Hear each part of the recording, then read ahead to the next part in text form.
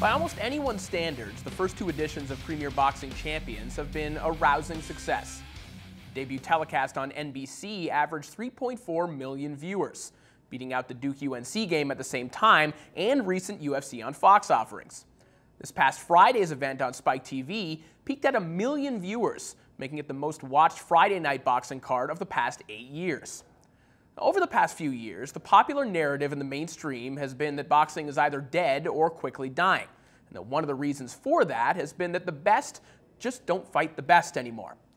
Now, the latter half of that opinion has been true to some extent, as we've certainly seen logical 1 versus 2 matchups in various divisions die on the vine.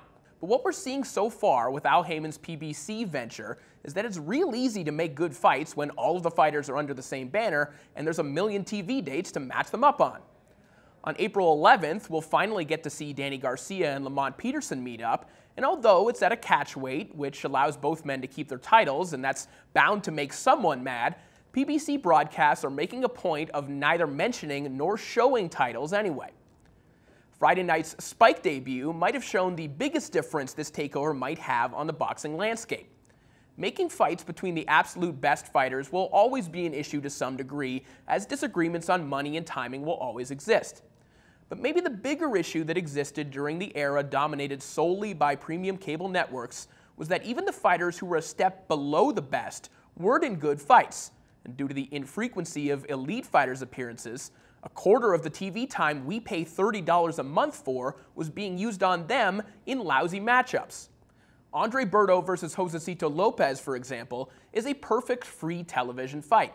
Neither man is going to be a threat to the welterweight throne, but they are good, reliable, exciting fighters, particularly when matched up with one another.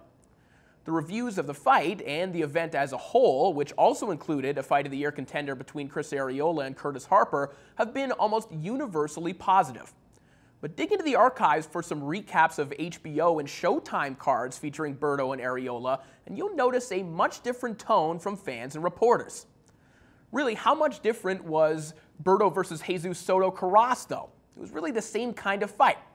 Well, it's much different when you actually have to pay for it. This is where fights like these have always belonged. And in fact, this is where boxing has always belonged.